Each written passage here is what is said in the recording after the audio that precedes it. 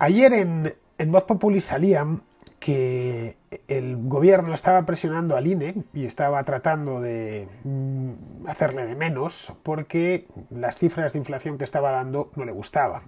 Y que eso, claro, pues no podía ser, porque las cifras de inflación, las cifras de crecimiento, es decir, el gobierno se pasa la vida haciendo predicciones económicas que luego no salen. Se ha podido ver, por ejemplo, en el crecimiento de este año. Así que estaban digamos, tratando de corregir, de enmendarle la plana, ¿no? De arrinconarle. Bien, pues al parecer no es solo el INE, por supuesto que no es solo el INE, aquí la noticia de Mercedes Serrayer en Voz Populi lo dice: del CIS al INE, el gobierno avanza en el asalto a los organismos independientes, que son fundamentales en cualquier país libre, es decir, que están al margen de los políticos y del partido que gobierne. Entonces empieza: las políticas azotan a uno de los principales organismos independientes del país, el Instituto Nacional de Estadística. Tras la controversia generada con la revisión del PIB, algunos servicios de estudios cercanos al gobierno han puesto ahora el foco del incendio en el IPC, otro de los indicadores que peor está respondiendo en el marco de la recuperación económica. No sé de qué recuperación hablan, pero bueno. CaixaBank Research, perteneciente al grupo financiero, al propio CaixaBank, obviamente, participado por el Estado en un 16,1%, tildaba esta semana de sesgado el indicador de precios, obligando al INE a defender su credibilidad en un comunicado oficial. El origen del debate está en que el INE nunca ha tenido en cuenta las tarifas del mercado libre de la electricidad en sus cálculos, solo las del regulado, pese a que representaba a más de la mitad de los consumidores. Esto no había supuesto un problema hasta ahora, que los precios del mercado regulado se han disparado hasta niveles récord, mientras los del libre mercado se contienen. Por consiguiente, el INE anunció el pasado mes de octubre su intención de incluir en la base de cálculo del IPC la variación de precios de este último mercado. En cualquier caso, como vemos, efectivamente faltaba eso y el Instituto Nacional de Estadística han dicho que lo incorporarían. En cualquier caso, se comprometió a hacerlo ya de cara a 2022 y en su comunicado asegura que continuará trabajando con ello con las empresas, pero la información suministrada no tiene aún suficiente detalle para hacerlo con las garantías de calidad necesarias. En cualquier caso, el INE resta validez al informe de CaixaBank al tener en cuenta solo el importe de los recibos domiciliados en su entidad financiera. Ni los ingresos ni las facturas de clientes referentes a periodos previos sirven para medir la evolución de los precios. Bien, como vemos, el tema del INE les molesta, lo cual es una cosa muy peronista, todo hay que decirlo, porque es que esto ya se hizo en Argentina. Cristina Fernández de Kirchner prohibió hablar de la inflación, de hecho ni se publicaba, y el periódico o periodista que hablaba de la inflación se enfrentaba a una denuncia. No que se lo llevasen preso, pero sí desde luego a meterse en problemas y en pleitos con el gobierno. Bien, aunque servicios de estudios próximos al gobierno han cuestionado la fiabilidad de la estadística del INE, el gobierno aún no ha puesto en duda de forma explícita los datos de inflación. Lo que sí ha cuestionado abiertamente son los datos del Producto Interior Bruto, que les han dado una bofetada con la mano abierta, con una recuperación más moderada que el empleo. El gran hachazo de línea a las previsiones del Ejecutivo vino en septiembre, cuando rebajó 1,7 puntos el crecimiento del segundo trimestre, provocando una marabunta de revisiones a la baja. En esas semanas en las que se fraguaba la cascada de revisiones tras el hachazo de línea al PIB del segundo trimestre, Calviño organizó un seminario y convocó una rueda de prensa en el Ministerio junto al comisario europeo Paolo Gentiloni y al propio presidente del gobierno Peter Sánchez para abordar podemos llamarle Pietro, ¿no? Pietro Sanchini, para abordar la necesidad de desarrollar nuevos indicadores económicos, y aseguró que el PIB es un indicador útil pero insuficiente para dar la medida exacta de los recursos y la capacidad de la economía de un país. Mientras este esfuerzo por restar importancia a un indicador económico clave, pero claro, se les ha puesto en contra y no quieren. Os aseguro que si hubiesen acertado con la previsión o el país estuviera creciendo tal y como estaba previsto, no habría problemas. Así que ahora ya lo del PIB no les interesa tanto.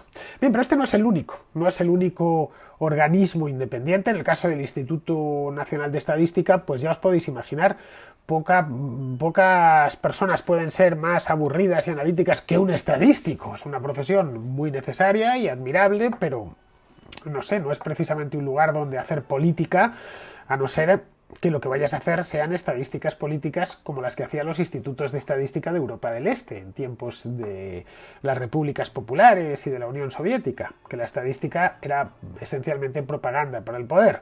Les decían a los alemanes del Este o a los polacos: este año se ha multiplicado por 3 la producción de trigo o de carne, y resulta que había unas colas espectaculares en las tiendas de abastos para conseguir una barra de pan, y dicen: pues habrá multiplicado por 3, y nos lo dicen, nos lo ponen aquí en unos gráficos muy bien puestos, pero yo llevo 3 días y no he conseguido todavía el pan. Es decir, la estadística quizá lo que necesiten, lo que necesitan es una estadística casera, como el que se ha equivocado en el Congreso de los Diputados hoy votando, es decir, algo que les venga bien. Y si no les viene bien, pues empiezan con los pellizquitos primero. Esperemos que se queden solo en los pellizquitos. Pero no es el único. Aquí, como bien cuenta Serrayer, el INE es el último, que no el único, de los organismos independientes en los que el gobierno ha puesto el foco. La Mesa del Congreso ha admitido la solicitud del PP para crear una comisión de investigación sobre la gestión de José Félix Tezanos al frente del CIS. Os hablaba aquí en la Contra el Directo el otro día. Y el supuesto uso partidista del instituto. Bueno, supuesto, evidentemente, pero obvio, porque no da una y siempre se equivoca a favor del partido del gobierno. Al CIS le persigue la polémica desde que Tezanos está al frente, tanto por el sesgo de sus trabajos como por las declaraciones del propio Tezanos favorables al PSOE y sus críticas al PP. Bien, lo del CIS ya sabemos lo que hay, os lo contaba el otro día. El otro es el Banco de España, que es objeto recurrente de críticas por parte del gobierno, que se revuelve ante el cuestionamiento del organismo de sus previsiones y de políticas como la de la subida de las pensiones. Hernández de Cosa, al gobernador del Banco de España, no le pueden ni ver. Uno de los asuntos que más dolió al Ejecutivo fue el informe que calculó que la subida del SMI en 2019 restó al menos 100.000 empleos. El ministro de Inclusión, Seguridad Social y Migraciones, Inclusión, José Luis Escrivá, bueno, esta inclusión de exclusión de autónomos, José Luis Escrivá, esto es lo tuyo, es un ministerio de exclusión, porque nos vas a excluir tantos que nos vamos a tener que ir del país. Ha destacado que, en su opinión, las valoraciones más interesantes del gobernador del Banco de España deberían ser las que atañen a sus competencias, como qué opina de la política monetaria, qué hará el Banco Central Europeo, cuál es la política macroprudencial del organismo, qué va a ocurrir con los bancos en esta crisis. El Banco de España es un gabinete de estudios, hoy por hoy, desde que no existe la peseta, así que, entre otras cosas, hacen estudios. Entre muchas, básicamente, hacen estudios. Y ese informe que publicaron en 2019, pues está entre sus competencias. José Luis Escrivá. Entre las tuyas, en cambio, no está echarnos del país, y ya ves tú, nos vas a terminar echando. El Banco de España está ahora en el foco de los socios de Sánchez. Una propuesta del PSOE y Más País ha colocado bajo el escrutinio del Congreso la independencia de la Comisión Nacional del Mercado de Valores, de la IREF e incluso del Banco de España. Claro, no puede ser. Si esto más país está bien metido ahí. ¿Qué es esto? Control democrático. Control democrático es decir, control suyo. Se trata de un informe que plantea limitar su independencia y que propone que el gobierno puede incluso suprimirlos. Mejor. Total, ¿para qué? En el primer paso, para que, aunque yo no lo suprimiría del todo, podéis dejarlos. Entre tú, Peter y Errejón, piensa la cantidad de gente que podéis colocar ahí. Seguirían llamándose igual, además. Comisión Nacional del Mercado de Valores. Y los el de la competencia también, son dos. Y colocas ahí eso que decía Rejón en aquel vídeo tan famoso, ¿no? Podríais crear un chiringuitazo, vamos. ¿Qué es eso de suprimirlos? Me defraudaríais, de verdad, si los suprimís. Es el primer paso para que pueda armarse una propuesta legal. Desde el Grupo Popular se ha advertido de que ya ofrece un mensaje a los mercados de incertidumbre e inseguridad jurídica y puede poner en peligro los fondos europeos, evidentemente. Si no lo han hecho es porque quieren trincar los 72.000 millones de euros.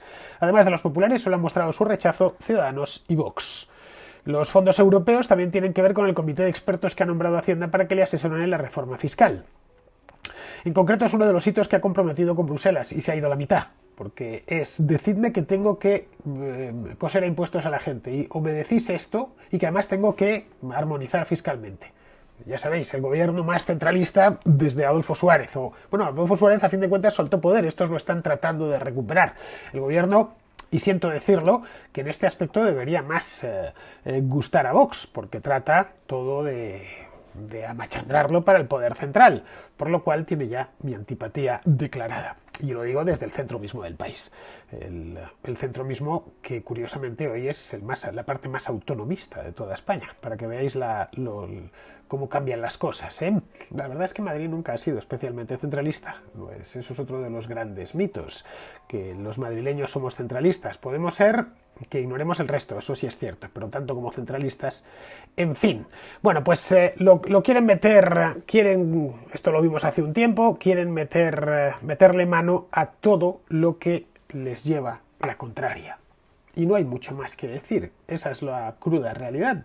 Cualquier tipo de agencia, cualquier tipo de organismo que les lleve la contraria y que les haga sudar una gotita, nada, un lunes por la mañana, pues se les pone de mala leche porque tienen que transmitir, gastan mucho dinero y mucho esfuerzo en hacer propaganda y en tratar de convencernos de cosas que son mentira, y claro, que venga la IREF o que venga la Comisión Nacional del Mercado de Valores o que venga el Banco de España a decirles lo contrario, y ese día, aunque aparezca en un breve, o lo tenga que decir el de la televisión, pues no les gusta. Y esa es la razón, en última instancia, por la cual quieren, si no cargárselos, sí ponerlos a su servicio. Es una cosa que nos la deberíamos haber imaginado y que seguramente si dispusiesen de poder suficiente lo harían sin problemas. Es más, ahora lo único, no lo van a hacer seguramente por lo que os decía, porque necesitan ese dinero y si hacen una salvajada como esta, pues se quedan sin fondos. Estamos hablando de temas económicos. La otra es la del Poder Judicial, que lo han apretado todo lo que podían por lo mismo. Curiosamente, exactamente era lo de Polonia, ¿no? Que tan mal les parece. Claro, en Polonia está mal, pero que lo hagan ellos en España, pues ya no está tan mal.